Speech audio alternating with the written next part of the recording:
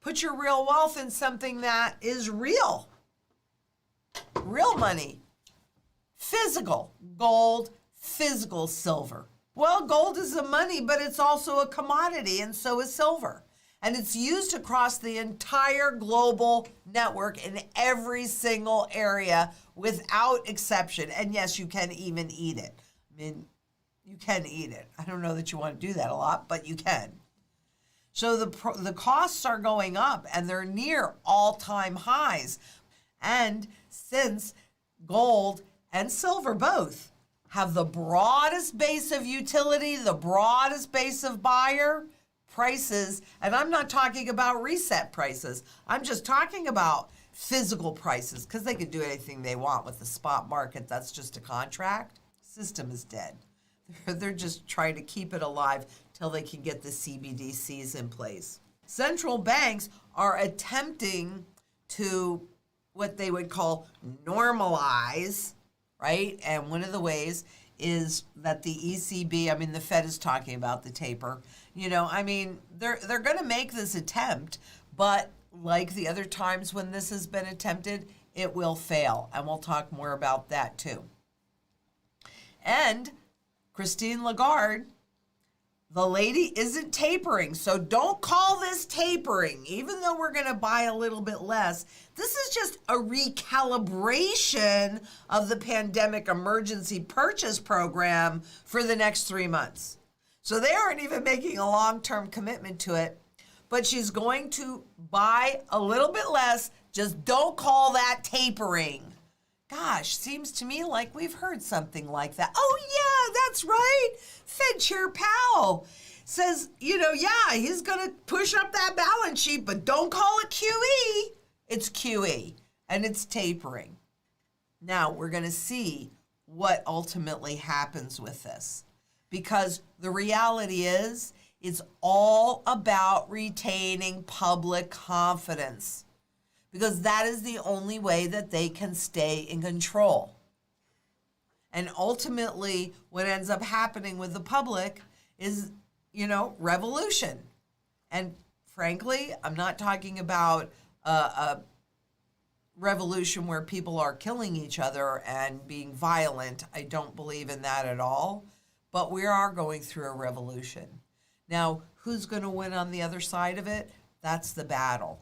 We need to come together as community and say no to what they're trying to cram down our throats. There is not one doubt in my mind but that we have entered the period where hyperinflation is at the beginning stages. I looked at the monetary velocity chart this morning, and it is definitely not moving up yet, but inflation is certainly moving up.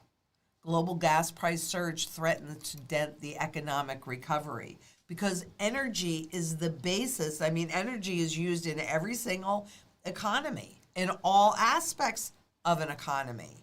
And we are seeing energy prices surge. In fact, Italy power prices seen raising 40% next quarter, and they're already up 20%. Now look, there are some people that will not be impacted by energy rising 40%, but the general public will. That will inhibit, if they have to spend money on gas or things to keep their homes heated because we're going into winter, then they won't have money to spend elsewhere in the economy. And so this definitely, honestly, when they talk about an economic recovery, I just have to shake my head, because it's not a real recovery. It's based on all the central banks' machinations, cheap money, all the money that they're pushing out into the economy. That's really what's making the difference. And it's happening globally. It is not just in Europe. It is all around the world, including in the U.S. And we certainly saw what happened in Texas in February. And now we're hearing that demand destruction is required to get energy costs under control. This is a consumer-driven economy.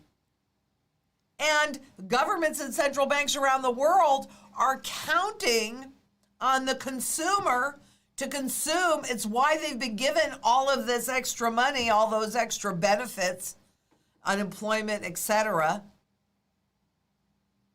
But it's creating a problem between a rock and a hard place. You're darned if you do, you're darned if you don't.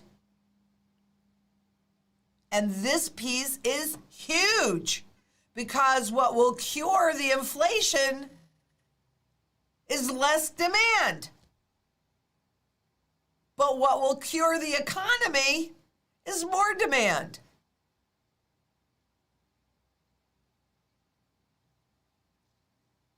Do you see this? Do you see this? Because it's freaking me out. I got to tell you. I can see this huge conflict. I have to tell you, the question that I've asked myself for many years is, if not me, who? And if not now, when? And that's something that I want each one of you to ask. Because when I look at what's happening out there, not just in the economy, and frankly, not just with money, but with our freedoms and our choices. And I'm watching this huge power grab. And I mean, not that I haven't been watching our loss of freedoms and the loss of choices over many, many years, but those were slow. That's why you didn't notice. They're coming much more quickly now, and it has me really nervous, and it has me really grateful that I've been able to secure my bug out location.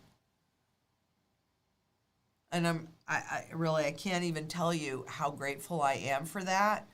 And we have some things that are coming to help you, because it isn't just the gold and the silver. It's the food, water, energy, security, and barterability, which of course, anything physical or any talents that you have is barterable. Food, water, energy, security, barterability, wealth preservation, community, shelter, and medicine. If you have a chronic illness, which I hope nobody does, but if you do, these are the things that we have to be prepared for. And so I ask you, if not you, who? And if not now, when? Get it done. Be part of the community. Be part of the solution. Because if you're not part of the solution, those that have the opportunity to do so will take huge advantage of you.